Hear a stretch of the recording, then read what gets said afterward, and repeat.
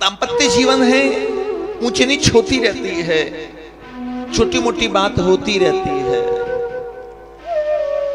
एक बड़ी सुंदर सी बात मुझे याद आती है। एक पति पत्नी थे, पति बेरोजगार बेचारा, काम नहीं करता। पत्नी भोजन बनाती बड़ी मेहनत से, बड़ी श्रद्धा से, और पति उसमें नखरे करता, गलतियां निकालता।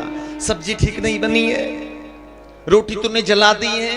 पत्नी सुनती, आखिर कब तक सहन करे, प्यार से बोलो राधे राधे। हमारी आदरणीय माता कितनी जोर से बोली इस बार राधे राधे।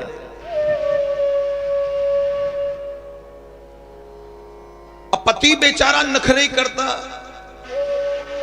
गलतियां निकालता, पत्नी फिर भी कुछ नहीं बोलती। एक दिन की बात है, पत्नी भोजन बना रही थी। बैसाख का महीना, इधर से गर्मी, भयंकर गर्मी। अब जैसे तैसे करके, पंखा उसने लगाया नहीं था किचन में, इतनी गर्मी के अंदर उसने भोजन बनाया। सामान लाके देता नहीं है तो नखरे और करता ऊपर से। अब गर्मी के अंदर उसने जैसे तैसे करके भोजन बनाया, थाल सजाया। पति बैठा था बाहर, उसके थाल रख दिया भोजन का। अब भोजन करने लगा तो पति की आदत नखरे करने की। रोटी को देख के कहने लगा, ये कोई रोटी है क्या, सूखी रोटी डाल दी, मैं कोई बेल हूं क्या, इसके घी नहीं लगा सकती है क्या। पत्नी को गुस्सा आया, इस बार सहन शक्ति खत्म हो गई थी ना जी। बेलन लिया और सीधा पति के ऊपर फेंक दिया, और जैसे ही पति के ऊपर फेरा, सिर के लग गई, यहां फोड़ा निकल गया। अब दूसरे दिन बाजार में गया तो लोग पूछने लगे, ये आपकी ये क्या हो गया।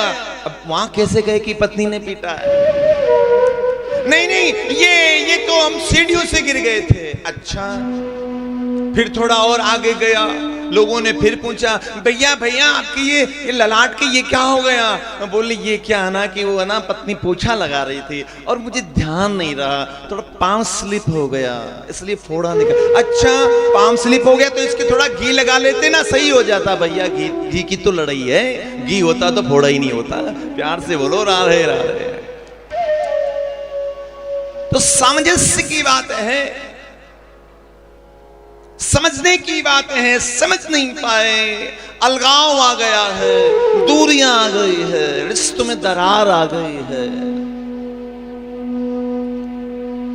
मतभेद हो गए, मनभेद हो गए हैं। पति पत्नी पास बैठे हैं, यज्ञ में बैठते हैं, पूजा में बैठते हैं, लेकिन मनभेद है, मतभेद है, अलगाव है, दूरियां हैं।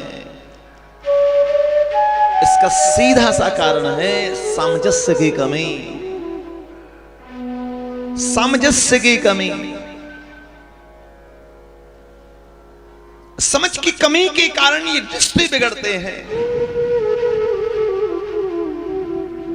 इसलिए हमारी व्रत की रसिक संत कहते हैं, सफल दाम्पत्य चलाना है तो मौन रहिए।